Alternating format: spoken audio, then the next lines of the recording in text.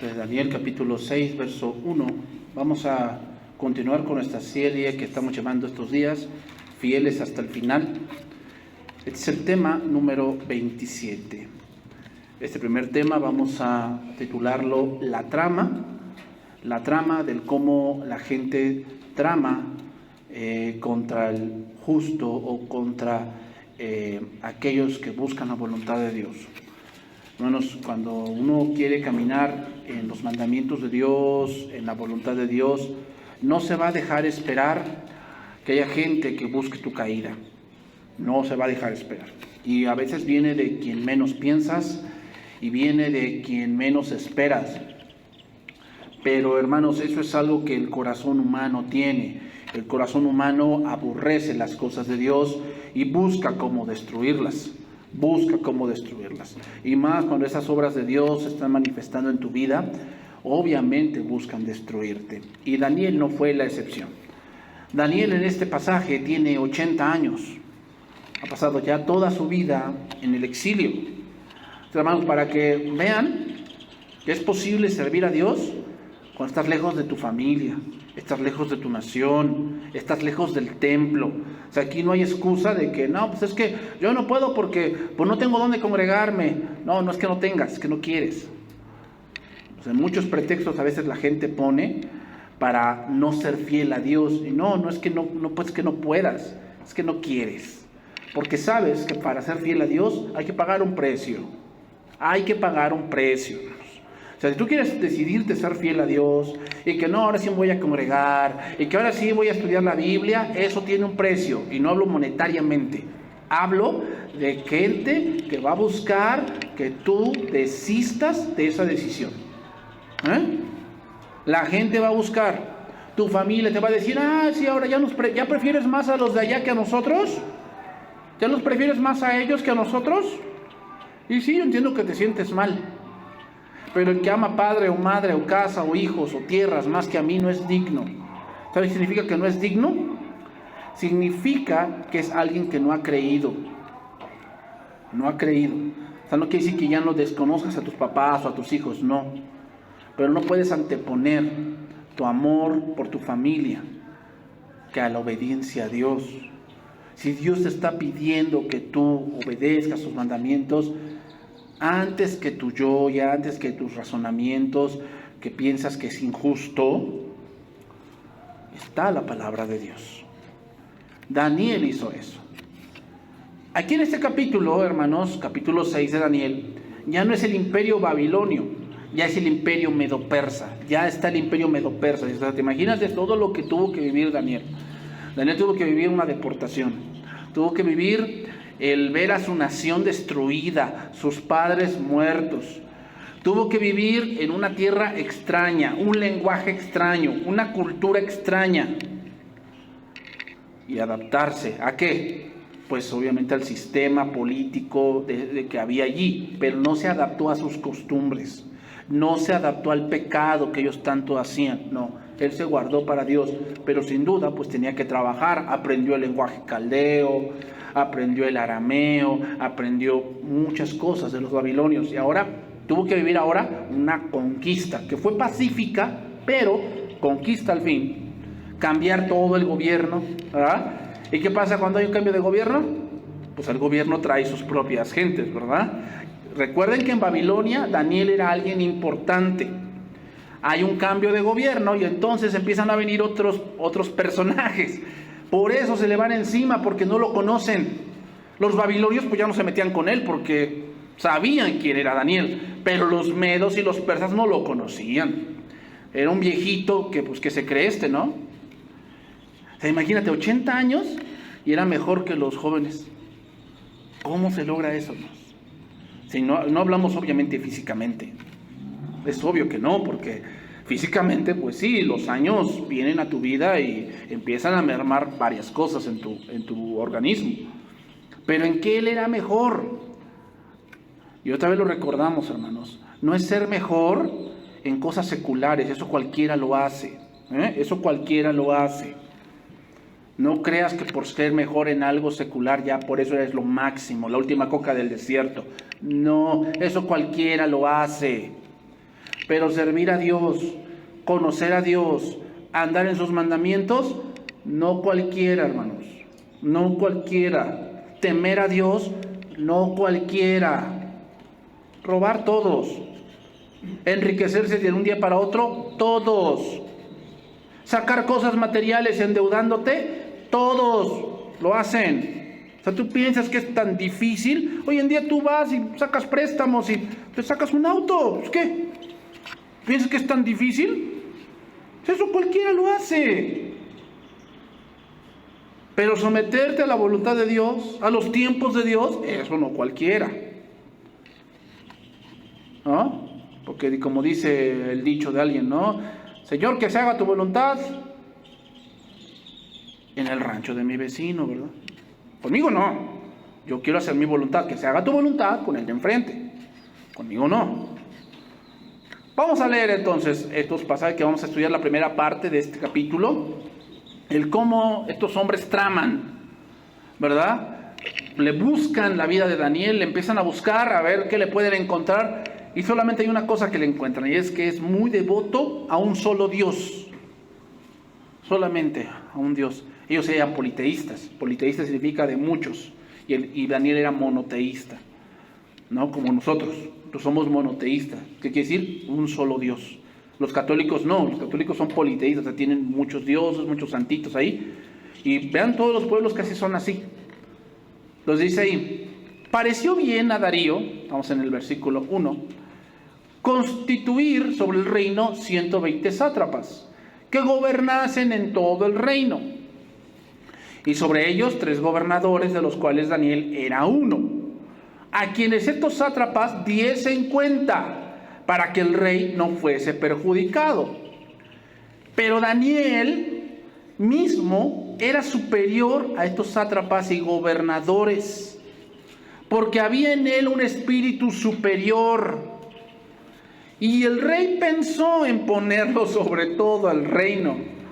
Entonces los gobernadores y sátrapas buscaban ocasión para acusar a Daniel en lo relacionado al reino, mas no podían hallar ocasión alguna o falta, porque él era fiel y ningún vicio. ¿Qué dice ahí?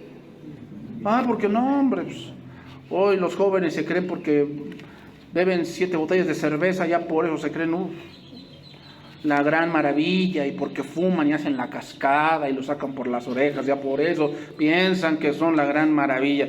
Hermanos, otra vez, eso cualquiera lo hace. Eso cualquiera lo hace, no impresionas a nadie con eso. Y ningún vicio ni falta fue hallado en él. Entonces dijeron aquellos hombres, empezaron a tramar entre ellos, ¿verdad? Empezaron a tramar. No hallaremos contra este Daniel ocasión alguna para acusarle, si no la hallamos contra él en lo relacionado con la ley de su Dios. Inmediatamente sabían, o sea, quiere decir que la vida de Daniel se caracterizaba por algo, y era adorar a Dios. Se caracterizaba por eso, o sea, por eso llegaron a esa conclusión. Se caracterizaba por eso. Ahora, entramos, hermanos, a otra historia que es muy conocida, ¿verdad? Obviamente sabemos de que Daniel fue echado al foso de los leones. Y que sin duda ocurre algo espectacular, pero que tenemos que analizar. Porque muchas veces, hermanos, queremos pasar por el foso de los leones. Sin embargo, llegamos ahí porque no hemos caminado con Dios, sino en contra de Dios. El foso de los leones, hermanos, es una prueba superior a lo que él vivió cuando tenía más o menos 15 años. Es muy superior. Obviamente no es lo mismo enfrentarte al rey y a ver qué te dice, porque no te ve bien, porque comiste solamente frutas y verduras o legumbres, a enfrentarte a un león, que, hermanos, no es simplemente enfrentarte a un león, es que es un león que lo han dejado sin comer una semana. El león tiene hambre y va a comer lo que se encuentra, ¿ok? Pero vamos a llegar ahí la siguiente semana. Entonces, hay un poco de recuento histórico para ubicarnos en el tiempo en que sucedió este suceso y poder ubicarnos en por qué viene esta situación a Daniel, ¿ok? Ya no estamos, como se los dije, en el imperio babilónico. Ese imperio ya había caído a manos de Ciro. Ahora estamos en el imperio medo-persa. La fecha es el 538 a.C. Babilonia estaba controlada por un nuevo gobierno. El poder del imperio babilónico duró muy poco, duró poco menos, más o menos de un siglo, o sea, 100 años, dominando el mundo. Este soberbio imperio se derrumbó ante el poder de los medos con la entrada de Ciro. La razón por la que la victoria juega un papel de Ciro tan importante es porque en el reino de los medos, hermanos, Ciro va a hacer un edicto donde Israel va a volver. Va a empezar a volver a Jerusalén. ¿Okay? Eso lo podemos ver en Esdras capítulo 1, verso 2. Esdras capítulo 1, verso 2, lo voy a leer ahí para que veamos el edicto que hace Ciro. Así ha dicho Ciro, rey de Persia: Jehová, el Dios de los cielos, me ha dado todos los reinos de la tierra y me ha mandado que le edifique casa en Jerusalén, que está en Judá. Quien haya entre vosotros de su pueblo, sea Dios con él, y suba a Jerusalén, que está en Judá, y edifique la casa a Jehová, Dios de Israel. Él es el Dios, la cual está en Jerusalén. Y todo el que haya quedado en cualquier lugar donde more, ayúdenle los hombres de su lugar con plata, oro, bienes y ganados, además de ofrendas voluntarias para la casa de Dios, la cual está en Jerusalén. Con la derrota de Babilonia ocurrió un cambio para los exiliados, y cuando Ciro proclamó que los judíos ya no iban a ser siervos sino libres, y que cualquier judío que deseara regresar a su antigua patria estaba en libertad de hacerlo. ¿Ok? Por eso la entrada del imperio persa era importante. Con esto en escena que leemos en Esdras, hermanos, vienen otras cosas que se le otorgaron a los judíos. En este momento que Dios estaba preparando el momento para el regreso con Zorobabel. La proclamación era extraordinaria porque iba acompañada de una serie de privilegios que se les otorgaban. No solo estaban en libertad de regresar, sino que cuando llegaron a Jerusalén podían reconstruir el templo, lo cual empezaron a hacer, pero después vino un problema. ¿Cuál fue el problema? Que empezaron a encontrar dificultades y entonces empezaron a dedicar a lo suyo. Y ahí entra el libro de Ageo, cuando les dice que por qué habían abandonado la casa de Dios y se habían dedicado a sus casas y a sus tierras y a sus viñedos, todo ese tipo de cosas, ¿no? Y la casa de Dios está abandonada, porque ellos habían dicho, no es el tiempo aún que reconstruyamos el templo. Toda esa historia, ¿ok? Entonces no solamente estaban en libertad de volver, sino de reconstruir. Es más, el rey Ciro ofreció fondos del tesoro real. Entonces algunos judíos que optaron por irse, pero otros judíos optaron por quedarse. O sea, ya no se fueron a Jerusalén, se quedaron, y uno de ellos fue Daniel. Daniel ya no volvió a su tierra, ya no volvió, él murió, en este caso, en Caldea, ahí murió él. ¿Okay? Pero recibió más revelaciones que después vamos a ir viendo. Los judíos que permanecieron en Babilonia ya no eran considerados cautivos, sino gente libre. Ya no eran considerados cautivos. ¿Okay? O sea, ya podían tener ciudadanía, podían trabajar, tener negocios, traficar. Y a lo que más los judíos se dedicaron mucho fue a la compra y venta de cosas. De hecho, cuando fue este caso antes de la Segunda Guerra Mundial, a eso se dedicaban, a comprar mercancía, a vender mercancía, siempre fueron de eso y se hacían muy ricos. ¿Ok? Entonces vamos a regresar a Daniel y vamos a empezar a analizar esos versos. Dice ahí, pareció bien a Darío, capítulo 6, constituir sobre el reino 120 sátrapas, que gobernasen en todo el reino. Y sobre ellos 3 gobernadores, de los cuales Daniel era uno, a quienes estos sátrapas diesen cuenta para que el reino fuese perjudicado. ¿Ok? Sátrapa era un título tomado de una antigua palabra persa que significaba protector del reino. O sea, el sátrapa, su deber era gobernar cierta parte de tierra como un gobernador de estado y evitar que se levantaran revueltas contra el reino que estaba entrando o que el reino ahora que estaba gobernando. Y esos sátrapas tenían en sí, por arriba de ellos, otras personas que los supervisaban a ellos. Se les llamaban gobernadores. O sea, les rendían cuenta a estos 3 administradores, los que a su vez tenían que dar cuenta directamente con el rey. La razón que se da para explicar esa forma de organización fue que el rey no fuese perjudicado. Significa que el reino era demasiado grande y el rey no tuviera que ver asuntos menores, sino que tuviera que ver solamente asuntos que eran muy puntuales dentro del reino. Entonces el vasto imperio medo-persa se extendía desde lo que ahora es Irán hasta Turquía. O sea, era demasiado grande. Entonces podemos asumir que los 3 administradores debieron haber sido personas seleccionadas con gran cuidado para darles una responsabilidad tan amplia y tan importante. Entonces ahí viene el punto humano. ¿Por qué Daniel? ¿Quién es este? ¿Quién es este que se viene? Ahora lo ponen encima de mí y le tengo que dar cuentas a este. ¿Quién es? ¿Por qué? ¿Por qué? Pero dice el versículo 3, pero Daniel mismo era superior a estos sátrapas y gobernadores, porque en él había un espíritu superior. Ya no vamos a analizar mucho esta parte porque ya la analizamos al principio del libro, hermanos. Pero sí quiero que entendamos en qué era mejor Daniel. En su carácter. En su carácter, hermanos. O sea, no es que seas mejor en cosas manuales. Está bien que tengas alguna destreza y está bien que tú reconozcas los talentos que Dios ha puesto en tu vida. Pero hermanos, siempre vas a encontrar a alguien mejor que tú. Y lo ven en los deportes de alto rendimiento. Y lo ven en muchas cosas, hermanos. No es ser mejor en eso. Es ser mejor en el carácter y en el conocimiento de qué es lo que a Dios le agrada. Vamos a ver un pasaje, Proverbios capítulo 12. Por eso dice la palabra más adelante, ¿no? La mujer que teme a Jehová, esa será alabada. ¿Por qué? Porque eso es difícil de encontrar, hermanos. Mujeres que bonitas o que se creen bonitas, sí, vas a encontrar. ¿Y siempre habrá una más bonita que otra? Pues sí. ¿Y habrá un hombre más rico que otro? Pues sí. ¿Y más alto que otro?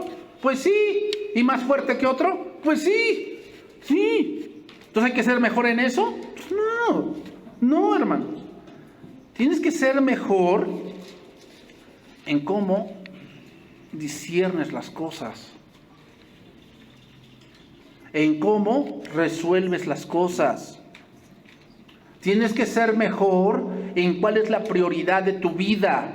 No puedes parecerte al mundo, no debes parecerte al mundo. El mundo tiene sus prioridades, las del mundo no pueden ser las tuyas. Entiéndelo, no. Tú eres hijo de Dios y las prioridades tuyas deben ser distintas. Cuando andas buscando lo mismo que el mundo, ¿en qué eres superior? ¿En qué eres mejor?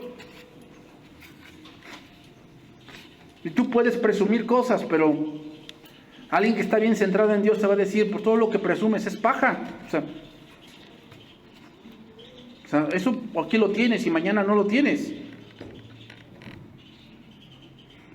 Pero el que hace la voluntad de Dios permanece para siempre. No todo el mundo busca que sus hijos tengan lo mejor. Pues entonces, ¿en qué te diferencias? Es que yo nunca lo tuve. Sí, nunca lo tuviste. ¿Sabes lo que no tuviste? A Cristo. Y tú estás haciendo lo mismo. Lo mejor es a Dios. No dice la Escritura, instruye al niño en su camino. Y cuando fuere viejo, no dice, dale todas las riquezas y cuando sea viejo no se apartará. No dice eso. Pero te has dejado engañar por el mundo. ¿En qué eres mejor entonces? ¿En qué eres mejor? Pues yo no veo que seas mejor. Digo que eres igual. O sea, lo que puedas presumir, pues, no, delante de Dios no tiene ningún valor. Pero cuando dices, no, ¿sabes qué? Aquí la palabra, aquí esto, Eso sí es de admirarse, porque dices, eso no es sencillo, hermanos. En verdad, o sea, llegar a tu hogar e imponer que vas a leer la Biblia no es sencillo, no es sencillo. Por eso, no cualquiera lo hace. No cualquiera lo hace. No es sencillo, hermanos. Pero si lo logras, ¿qué? Serás mejor. En eso hay que ser mejores, hermanos. No es que yo soy el que tengo más ventas. Qué bueno que tengas más ventas, qué bueno. Pero por eso eres un mejor esposo, porque tienes más ventas que todos. Eres una mejor esposa, porque vendes más topper que todos. No, a veces eso lo que nos provoca es que seamos más soberbios. Entonces, ¿eres mejor que otros? No. Veo los políticos se jactan más a ver en quién robó más y quién se salió con la suya. ¿Eso es ser mejor?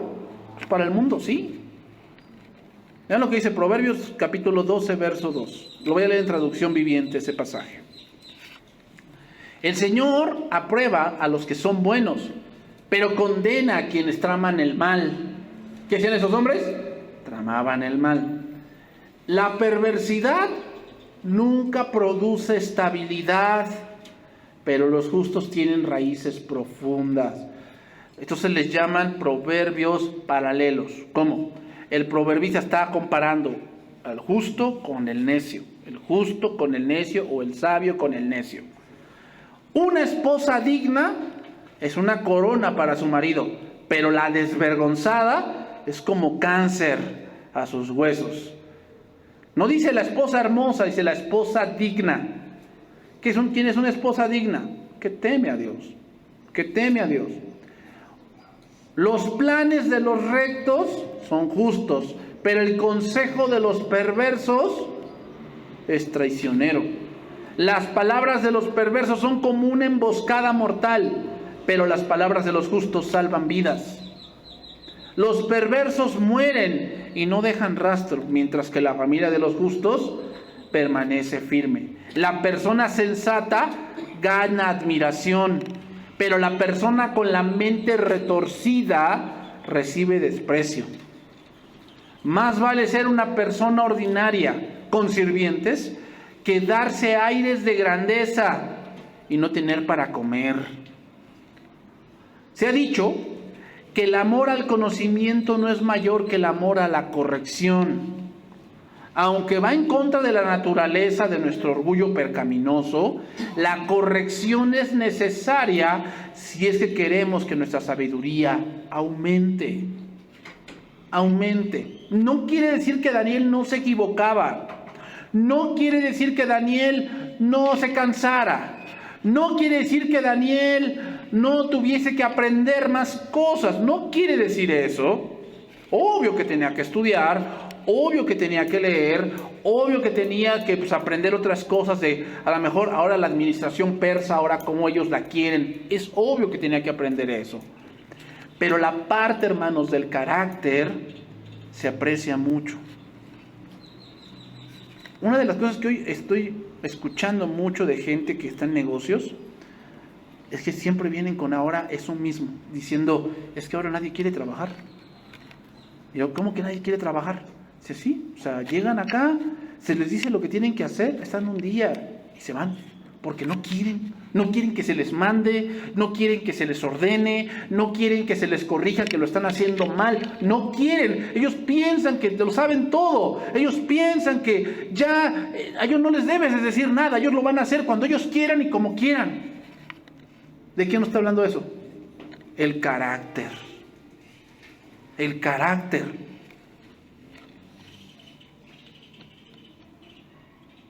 Y como se le dijo a alguno, ¿no? Tienes el talento. El talento te abre las puertas, pero tu carácter te las cierra.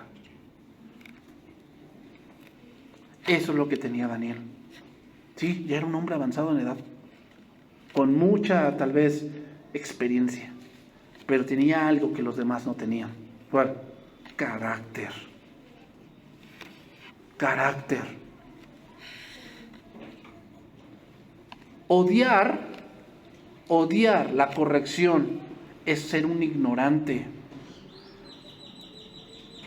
Y fíjate, en hebreo, un ignorante significa esto: ser como un animal o como una bestia muda.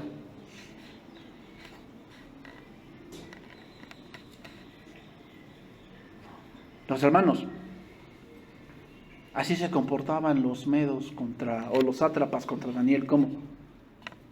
Como animalitos, sin entendimiento. No se pusieron a pensar, a ver, ¿qué tiene Daniel que yo no tenga? ¿En qué él se destaca? No, lo que se pusieron a pensar es, ¿cómo vamos a destruirlo? ¿Cómo vamos a destruirlo? Así es el mundo, hermanos. Así es el mundo. ¿Qué? Buscan cómo destruirlo. Entonces, dense cuenta en la farándula. ¿Así es la farándula o no? Por aquí se dice, no, ella es mi amiga y toda la cosa. Pero nada más un poco vi esa parte de la casa de los famosos. No, hombre. Son unas fichitas de esas mujeres y esos hombres, no. Dice, ¿esos son los de la farándula? Pues sí, eso es el mundo. Eso es. ¿Qué traman contra ellos? En la misma casa traman unos contra otros, hablan mal unos contra otros, y otro se cree más recto que el otro. Pero todos son en la misma medida, ¿no? ¿Cuál? Necios, ignorantes. Y es lo que hoy está pesando en nuestra sociedad, hermanos. ¿Cuál? Gente ignorante, que no ama la corrección, que no ama ser enseñado porque piensan que lo saben todo. Pues de la misma manera que las metas de los justos son honrosas, los planes de los impíos son engañosos. En otras palabras, los objetivos o propósitos del hombre son un espejo de su carácter. Los objetivos y propósitos del hombre son un espejo de su carácter. ¿Qué quieres lograr? ¿Cuál es tu objetivo en el instituto? ¿Cuál es tu objetivo al venir a la iglesia? ¿Cuál es? ¿Cuál es? No, pues es que voy para pastor. Pues eso hace el mundo, ¿no? O sea, se mete a la universidad pues porque quiere ganar más dinero. ¿Tú piensas que es un objetivo real? ¿Y dónde está el llamado y el aprendizaje y la formación de carácter de Dios para contigo? Eso no lo toman en cuenta. Sí, hermanos, aquí no hay escuela para pastores, ni para profetas, ni hacedores de milagros. Dejen de ver ese tipo de misticismo. Eso es un misticismo. O sea, misticismo significa que son personas que piensan que solamente en su escuela vas a aprender algo que la Biblia no dice. Eso es misticismo. No, métanse a la escuela de profetas. Bueno, si te quieres, te voy a dar una. Ahí ese falso Guillermo Maldonado está haciendo una escuela de profetas y ministros del Espíritu en alto. ¿Sabes cuánto cuesta la entrada? $1,000. Aquí es gratis y dices que pues, pura basura. Vaya, $1,000. Misticismo. Porque ahí te van a enseñar cómo mover los cielos y casi tú vas a hacer llover y todo ese tipo de rollos. Y la gente lo paga. ¿Por qué? Los objetivos o propósitos del hombre son un espejo de su carácter. La gente habla bien del hombre que tiene conocimiento y actúa con sabiduría, pero no le queda más que menosprecio para con el que no tiene principios de ningún tipo. Eso es lo que tenía Daniel. Carácter cristiano. Carácter cristiano. Sí, hermanos, tú vas a ser recto. Y hay gente que te va a admirar, pero va a haber gente también que te va a aborrecer por cómo eres. Te va a aborrecer. Va a buscar tu caída. Va a hablar mal de ti a tus espaldas. Sí. Y tú vas a decir, ¿pero qué le he hecho? Pues solamente el carácter que tienes, eso es lo que has hecho. Que Dios ha permitido formar en ti, eso es lo que has hecho. Vamos a ver un contraste de esto también. Mateo capítulo 22.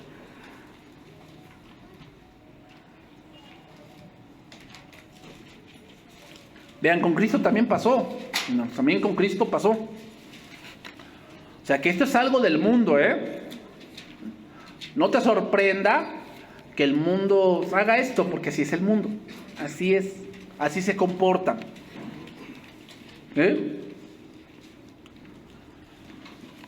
Dice ahí Mateo capítulo 22, verso 15.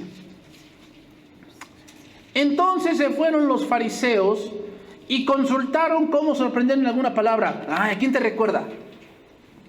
Pues a un sátrapa, ¿no? Me recuerda. Así como con Jesús, con Daniel, así con Jesús también. Entonces se fueron los fariseos y consultaron cómo sorprenderle. Y le enviaron los discípulos de ellos con los herodianos, diciendo: Maestro, sabemos que eres amante de la verdad y que enseñas con verdad el camino de Dios. ¿Con quién hicieron eso? De salamería. Pues con el rey también, ahorita lo vamos a leer. Con el rey, no. Salve, oh rey, tú vives para siempre. Aguas, A la carne le gusta mucho eso, que te digan que tú eres bien chicho y que tú eres el más chicho de todos y tú lo puedes todo, casi eres el todopoderoso. Ten cuidado cuando te digan eso, ten cuidado. Porque puedes firmar algo de lo que te puedes arrepentir. Entonces, aquí vinieron con Jesús: eres amante de la verdad y que enseñas con verdad el camino de Dios y que no te cuidas de nadie porque no miras la apariencia de los hombres. Dinos pues, ¿qué te parece? ¿Es lícito dar tributo a César o no? Pero Jesús, conociendo la malicia de ellos, dijo: ¿por qué me tentáis, hipócritas? ¿Por qué hipócritas? Porque se comportan como te respetamos, maestro, tú enseñas y toda la... Pero no es cierto. No es cierto. Mostradme la moneda del tributo. Y ellos le presentaron un denario. Entonces les dijo: ¿de quién es esta imagen y la inscripción? Y les dijeron: de César. Y él les dijo: pues dad pues a César lo que es de César y a Dios lo que es de Dios. ¿Qué significa? Obviamente conocemos que el gobierno romano tenía impuestos, ¿verdad? Pues ahí salió Zaqueo, ahí estaba Mateo, ¿no? Que eran recolectores de impuestos. ¿Para qué servían los impuestos? O sea, lo que dirían los romanos es que hacían muchos caminos, pusieron mucho alumbrado. Recuerden que cuando se hacía el Getsemaní, la última prensa de aceite, se hacía por niveles, y el último nivel de aceite se utilizaba para lámparas. Bueno, los romanos inventaron lo que era más certeramente lo que era el alumbrado público. Los romanos eran muy dados a dar muchos servicios como de gobernación. O sea, casi todo el sistema de gobierno que hoy tenemos es los romanos ahí puestos. O sea, Roma sigue impactando en nuestra sociedad. Así eran los romanos. Entonces, los judíos aborrecían a Roma, pero ¿qué? Aprovechaban todos los servicios que Roma había traído. ¿Y cómo se manejaba todo eso? ¿Con moneda qué? Romana. Entonces, ¿por qué tenían, cuando les dijo dame una moneda, y luego le presentaron una moneda romana? ¿Por qué? Porque sí, aborrecían al imperio, pero se aprovechaban de los servicios del imperio. Entonces, a ver, Jesús les dice: a ver, ustedes se contradicen ustedes mismos, ¿no? Porque ustedes aborrecen al imperio, pero utilizan las cosas del imperio. O sea, ¿cómo? Si de verdad aborrecieras, es como los testigos de Jehová, ¿no? No dan honores a la bandera, pero utilizan la electricidad, el drenaje, la luz pública, el agua pública, el transporte público. Utilizan todo eso, pero no dan honores a la bandera. Pues, ¿cómo te contradices, no? Pues, o sea, no, es que la nación es del diablo. Pues no te entiendo. O sea, unas cosas sí, otras cosas no. Eso era lo que hacían ellos. Por eso dice: oyendo esto se maravillaron y dejándole se fueron. ¿Qué es lo que buscaban? Que si Jesús decía: no es lícito dar tributo, entonces lo acusaban con los pretorianos y le decían: ¿sabes qué? Él está levantando una sedición diciendo que no hay que adorar a César. Y si decía que sí, que se había que dar tributo, entonces ellos lo tomaban como un publicano. Está de acuerdo con nuestros conquistadores. Entonces veamos, hermanos, los planes de los justos son rectos, pero los perversos, sus caminos siempre terminan en la traición. En la medida, hermanos, en que nuestro hablar concuerde con la verdad de Dios, somos rescatados de las trampas verbales de los impíos. Entonces, aunque en esta vida parezca que los malvados vencen a los justos del cómo crucificaron al Señor, tarde o temprano serán derrotados, tarde o temprano. Entonces retomamos el pasaje de Daniel, Daniel capítulo 6, verso 4. Entonces los gobernantes y sátrapas buscaban ocasión para acusar a Daniel en lo relacionado del reino, mas no podían hallar ocasión alguna o falta, porque él era fiel, y ningún vicio ni falta fue hallado en él. Voy a leerlo en traducción viviente ese pasaje. Entonces los demás administradores y altos funcionarios comenzaron a buscar alguna falta en la manera en que Daniel conducía los asuntos del gobierno, pero no encontraron nada que pudiera criticar o condenar. Era fiel, siempre responsable y totalmente digno de confianza. Esa última palabra es bien difícil. Digno de confianza. Digno de confianza. Es bien difícil eso. Eso solamente lo puedes desarrollar con Cristo en tu vida. Cuando los sátrapas se enteraron que Daniel era candidato a ser promovido, así como en tu trabajo, ¿verdad? Vas a ser promovido a supervisor, algo se mueve, ¿verdad? Va a ser supervisor de zona, algo se empieza a mover. No creas que todos están de acuerdo, No creas que todos están de acuerdo. Aunque no, sí, manita, sí, tú te lo mereces todo, sí, manita. Y oye, esta mujer, ¿cómo le va a tocar? Me tocaba a mí. Esta mujer, ¿cómo le vamos a hacer? No, sí, manita, sí, qué bueno. Qué bueno que te tocó. Sí. Cuando vieron que era candidato a ser promovido, surgieron las envidias. Y la podemos entender. Como los otros funcionarios eran quizás en su mayoría persas, les enojó ver a este extranjero promovido por encima de ellos. No hay duda de que los resentimientos agregaron razones religiosas. Los funcionarios persas eran fieles a muchos dioses, a quienes Daniel consideraba falsos. Y como Daniel no era un hombre que ocultara su fe, no vacilaba en dar testimonio de que Dios de Israel es el Dios único y verdadero, pues entonces, como otros sátrapas y administradores no podían competir con él en cuanto a logros y fidelidad, trataron de promover otra cosa para atacarlo. Lo primero que hicieron fue investigar si él tenía incidentes. O sea, si era corrupto, si recibía sobornos, si movía dinero debajo del agua, a ver los libros contables, a ver cómo, si no estás ahí lavando dinero, ¿verdad? Buscaron todo eso. ¿Y? Nada. Preguntaban al pueblo, oye, ¿cómo te trata Daniel? ¿Cómo te cobra? No, él viene y me cobra lo justo. No, pero pues alguna vez has hecho un mal y él te ha dicho, no, él conforme a la ley, si me dice que tengo una falta y tengo una multa, pues me va a poner la multa, punto. Versículo 5. Entonces dijeron estos hombres, no hallaremos contra Daniel ocasión alguna para acusarle, si no la hallamos contra él en relación con la ley de su Dios. Al darse cuenta el plan de Darío, los otros se llenaron de celos y maliciosamente pensaron arruinar la carrera de Daniel. Pensaban encontrar algo en su contra, exponerlo, destruirlo. Sin embargo, el plan fracasó por falta de evidencias. Sus enemigos examinaban minuciosamente sus actividades de todos los días y no encontraban nada malo. No podían encontrar nada porque era más sabio y fiel al rey y al imperio que nadie. No había ni negligencia ni corrupción en su administración. Era un varón honesto, no hacía nada fuera de lugar.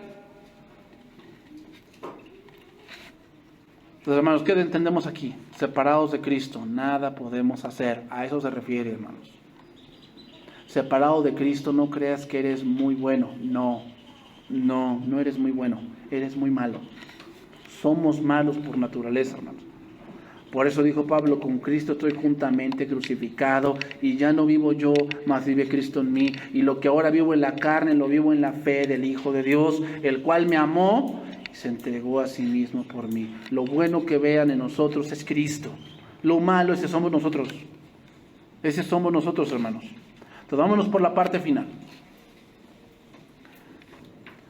Daniel capítulo 6, verso 6. Vámonos por la parte final porque ya se me está acabando el tiempo. Entonces estos gobernadores y sátrapas se juntaron delante del rey y le dijeron: Rey Darío, que siempre vive, ahí está la salamería. Todos los gobernadores del reino, magistrados, sátrapas, príncipes y capitanes han acordado por consejo que promulgues un edicto real. ¿Todos? Pues le vamos a preguntar a Daniel si todos, ¿no? Pero ellos dicen que todos.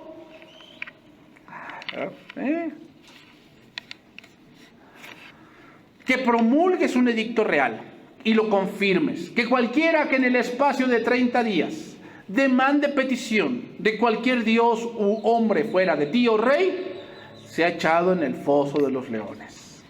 Todo lo tramaron bien. ¿Cuánto tiempo? ¿Para quiénes va a aplicar? ¿Y cuál es la pena que se va a aplicar?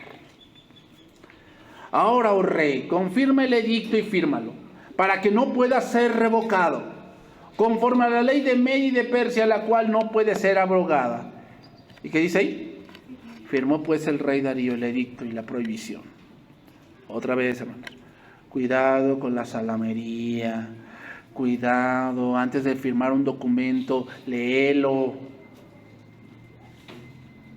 Oye, pero me lo dio mi primo, léelo.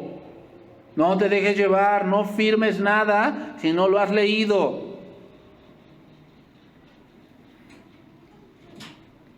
Yo no creo que mi hermano me vaya a llevar al precipicio.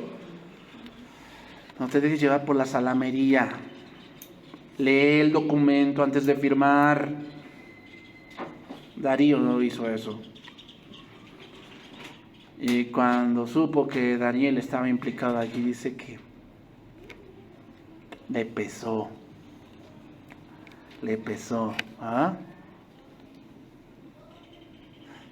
Es que tú eres el más inteligente de todos nosotros.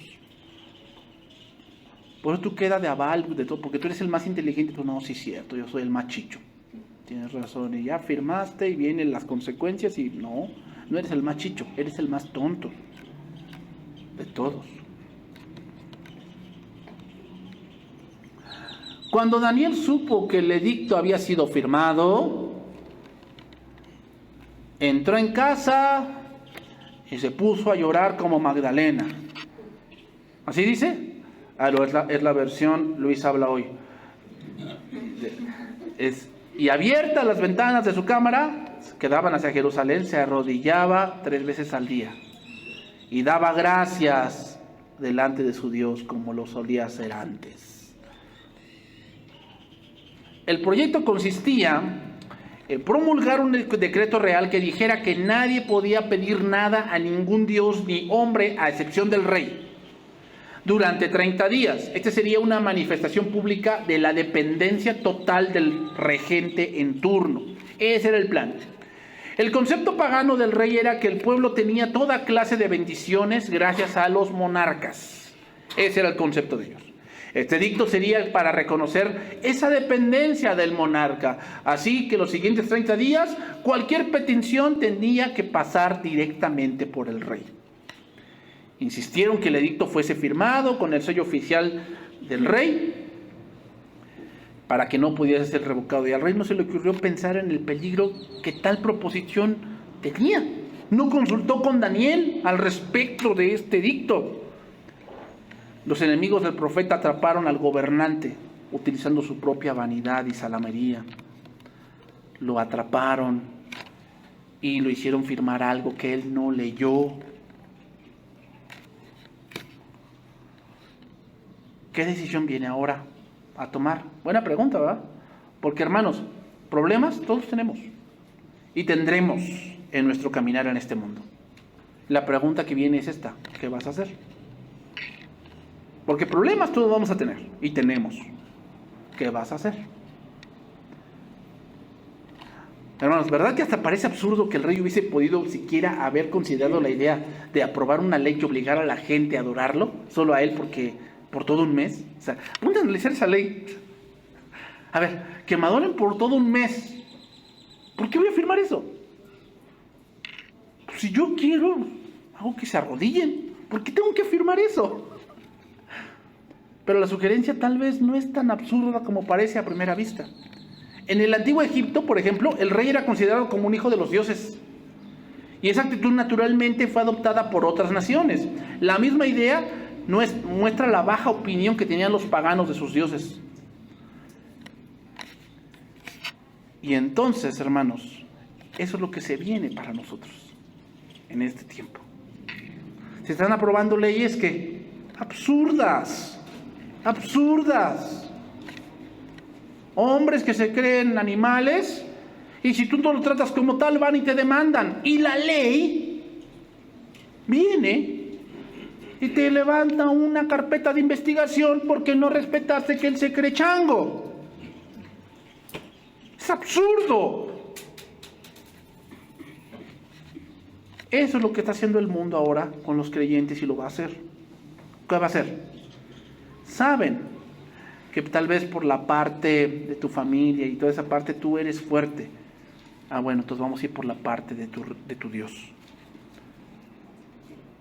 Si tú sigues predicando que aquellos que viven de una manera sexualmente contraria a lo que Dios dice se van a ir al infierno, tú te vas a ir a la cárcel. ¿Cómo la quieres? Y no solamente vamos a hacer eso, no vamos a decir que cuando te vayas a la cárcel te vas a ir por Dios. Vamos a decir otra cosa para que allá te den una buena mangoneada. Vas a ver. Ya sabes que los hombres que entran allí por violación son los peores, ¿sí? Allá la van a pagar. Si entra un hombre o una mujer porque mató a un niño, no te la acabas dentro de la cárcel. Bueno, vamos a hacer eso. No vamos a decir en la cárcel que entraste porque no te querías someter. Vamos a decir que tú entraste porque eres un violador. Y vas a ver cómo te va a ir. Así que, ¿cómo la quieres? Hermanos, nosotros vamos para esa situación. Día a día nos estamos acercando a eso, de que adoremos a los dioses de este mundo. Y aquí surgen varias preguntas. Si se promulgara semejante orden en nuestro país, ¿cómo cambiaría nuestra práctica diaria de fe? ¿Cómo cambiaría eso? ¿Te esconderías? ¿Qué restricciones religiosas podrían imponernos para cambiar tu actividad diaria? ¿Qué opciones tenía Daniel? ¿Orar a Dios mediante Darío? Ni pensarlo. O sea, decirle, Darío, le voy a orar a Dios y a ti. ¿Dejar de orar por un mes? Esa sería una buena opción, ¿no? ¿Dejar de orar por un mes? Así como dicen algunos, no hermano, voy a dejar de venir a la iglesia. ¿Cuánto tiempo? Pues no sé, hasta que se arregle mi problema. ¿Cómo? Pues por eso ¿no? Necesitas la ayuda de Dios, ¿no? No, sí, pero es que necesito estar solo, meditar. Pues ¿qué es el yoga o qué? Hare Krishna o el Nirvana. ¿Podía tal vez orar en secreto en vez de hacerlo con la ventana abierta? Después de todo, Dios no había ordenado que sus hijos se arrodillasen por la ventana abierta.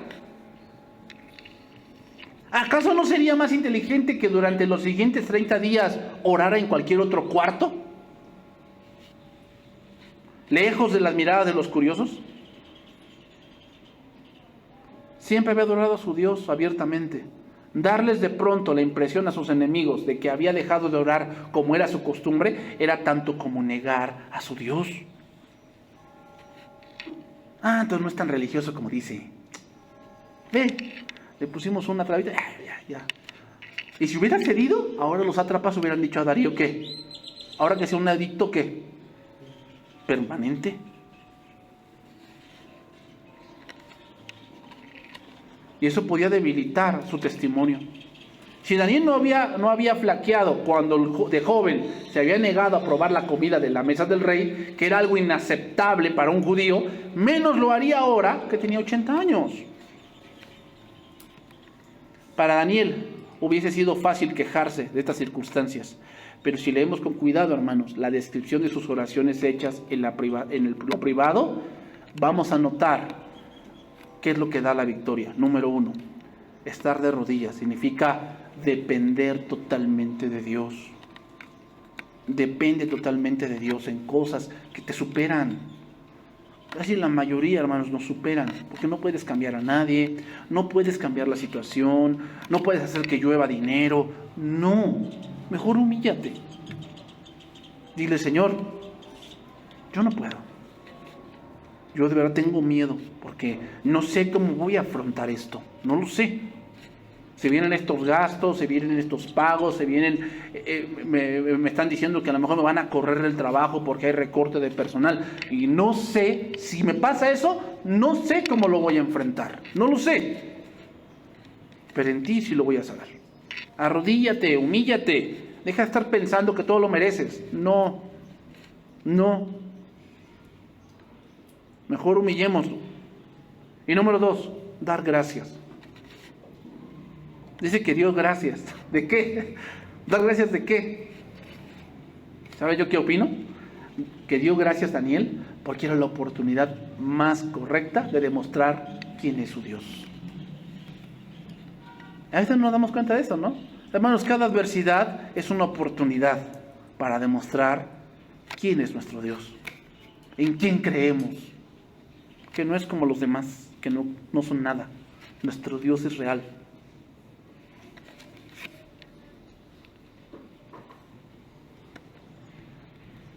Y termino con este salmo. Aquí voy a terminar esta primera sesión de la trama.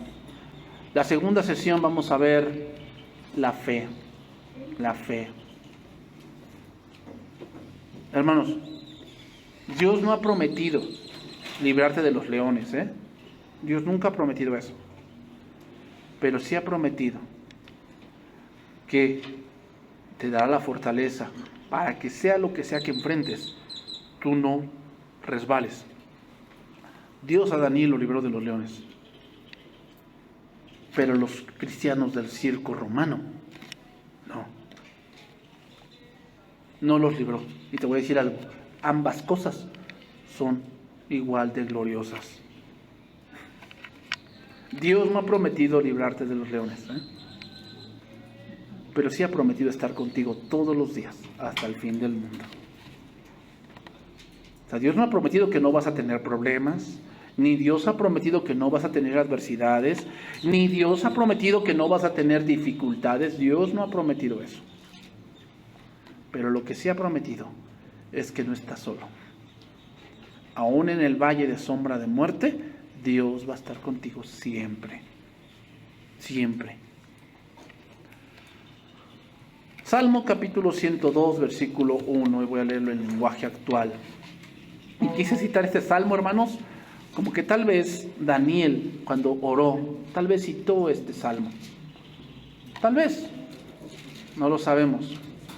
Pero es un salmo que se asemeja mucho a lo que él estaba viviendo en ese momento. Lo voy a leer en lenguaje actual, ese salmo. Dice: Dios mío, escucha mi oración, atiende a mis ruegos. No tardes en responderme cuando te llame. No me des la espalda cuando me encuentre angustiado. La vida es como el humo y se me escapa. Los huesos me arden de dolor, parecen carbones encendidos. Me siento muy afligido, hasta parezco a hierba marchita. Ni ganas de comer tengo y hasta los huesos se me ven. ¿Verdad? Eso es lo que pasa cuando estamos en una angustia, ¿verdad? Cuando ves que hay una situación muy difícil, cuando ves que tu hijo está muy enfermo, Señor, no tengo ganas ni de comer. Es muy grande mi angustia. Estoy tan triste y solitario como un buitre en el desierto, como un búho entre las ruinas, como un gorrión sobre el tejado. Hasta he perdido el sueño. No pasa un solo día sin que mis enemigos me ofendan. Hasta me echan maldiciones. Mi comida y mi bebida son mi propio llanto. Te enojaste, te llenaste de furia, me levantaste para derribarme después. Mi vida va pasando como las sombras en la noche, me estoy marchitando como la hierba.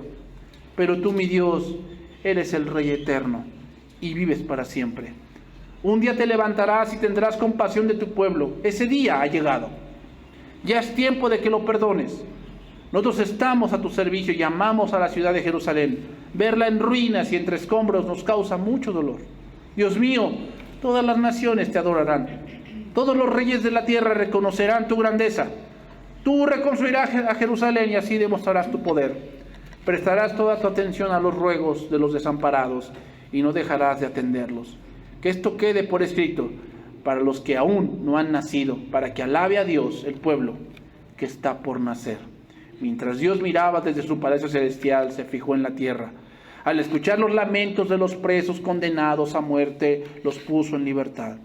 Por eso en Jerusalén se alaba su nombre. Por eso en Jerusalén se le cantan alabanzas. Todos los pueblos y reinos se juntan para adorarlo.